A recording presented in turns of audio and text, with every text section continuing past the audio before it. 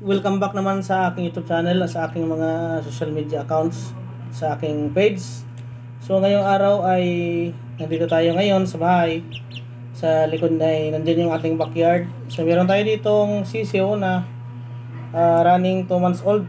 Ganito na siya kalaki. So ito ay asil Siamo Hulo, mga crosses na po ito. Pero yung pinakatatay nito ay yung warrior asil or yung mga Pakistan at Brazilian asil na nabili ko sa CBC line. So ito yung available natin. So binibenta ko po ito, may tatlo to sila. So ito lalaki, male. Ang ganda ng details niya kasi brown siya. Gray na may pagka-red. Kasi yung kanyang mata ay orange at orange yellow. So yung paa niya kulay yellow. So mostly sa mga Siamo ay asil ay yellow legs. Minsan ka na makakita ng white legs at saka yung gray legs or dark legs. Ganda ang tayo niya. Ganda siya. Gray ang kanyang dominant color with black dito sa leeg at sa likod meron siyang pula. Ang ganda ng details nito. Ito yung mostly na mga kulay ng asil. Lalo na yung mga Pakistan, Brazilian. Ito yung forma. So, ganito yung yung mga breed na nandito sa atin. So, kukunin pa natin yung isa. Pakita natin sa inyo. Natin kanyors. So, ito yung kanyors. Asil. Asil pa rin. Magkapatid to sila. Makita naman natin kanyang ulo. Yan, maiksi lang yung kanyang Pro crosses na to guys sa mga sa mga warrior chicken, yung mga pinapauwak. So yellow legs pa rin. Tapos yung kanyang kulay mas dominant na yung brown at may halong gray. Yung kanina na ipakita ko is gray siya na mayroon siyang konting pula. Ito naman ay brown orange na buntot niya ay gray. Kanyang mata ay pearl eye. Ano to guys? Hen. Female to. Yung kanina male yun. Rooster, broad hen. Or ano siya? Female. Magkapatid sila. So, ang maya ipapakita ko sa inyo yung pinakamaganda na pili ko. Medyo maliit pa siya pero ang ganda ng kanyang details.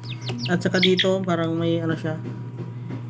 So, malalaman natin guys, kahit sisiw pa, malalaman natin yung female at saka male.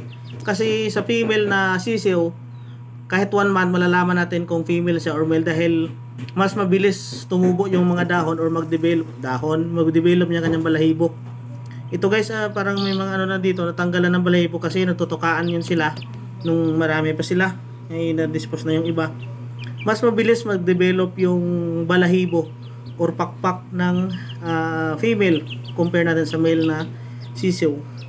So yun yung trivia lang mga kanyor sa mga hindi nakakalam. Pero sa alam ko na yung mga chicken enthusiast ay alam nila yun, yung mga mahihilig talaga sa manok.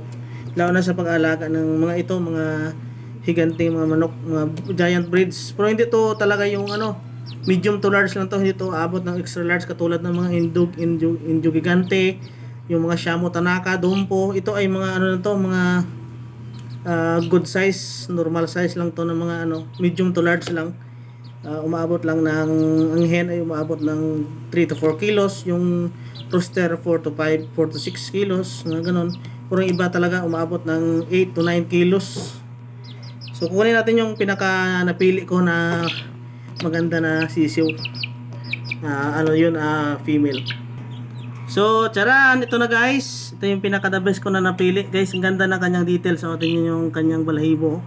Female to guys kasi kompleto na halos yung kanyang pakpak. Ang ganda ang ganda ng kanyang details yung para siyang yung pugo.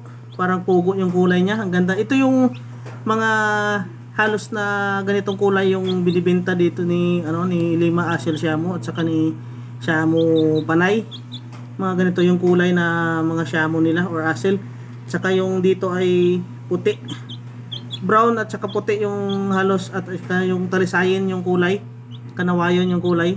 Pero ito yung nagandahan ko dito kasi ang pakpak niya may itim-itim na may ano siya, na maganda yung kanyang pagka-design ng kanyang balahibo. At dito sa kanyang bandang liig, pino siya na brown. Ang ganda nga, para siyang pugo. Yellow legs din. Tapos yung mata, pearl eye. Ang ganda ng kanyang likod, yung tayo niya. So 1 month lang to guys, 1 month pa lang siya. Pero ang ganda ng kanyang structure niya. Kasi yung iba kasi ng mga manok, pa ganyan, pantay siya. So siya pag pinatayo mo, talagang pa ganyan siya, paslant. So ibig sabihin nito is mataas yung dugo niya na asil at saka shamo. Sa shamo naman malalaman natin yung dito sa ano niya, sa tuka. Maiksi yung tuka niya, tapos yung mata niya hindi ganyan yung mata niya, dapat maliliit. Pero ito ay asil. Pero hindi na natin na-trace kasi yung ano talaga, yung basta sabi ng binila namin, Brazilian daw to, Pakistan, may mga lahi siya. Asil. Ang ganda nyo. So guys, kung alam nyo kung ano yung mga lahi na to, na kung naka-experience din kayo mag-alaga ng ganitong mga kulay, paki-comment lang sa baba, and please don't forget to subscribe. If you like this video, paki-share na rin po sa inyong mga kakilala, sa mga mahilig din sa pagmamanok. So yan, sa tatlong na-flex ko, ito yung pinaka-paborito ko. Kaya kahit maliit siya, ito yung aking nagustuhan. Kasi maganda yung kanyang kulay, tsaka yung kanyang structure ng kanyang katawan. Yan. Pag ginanyan mo siya, yung mga ano kasi, yung mga oriental fowls, pag ginanyan mo, mataas yung kanyang, ang matured nito is ano siya, lalagpas sa limber, yung sa kulungan, yung kanyang liig, yung ulo. So yun guys, maraming salamat and see you on my next vlog. Thank you so much and God bless.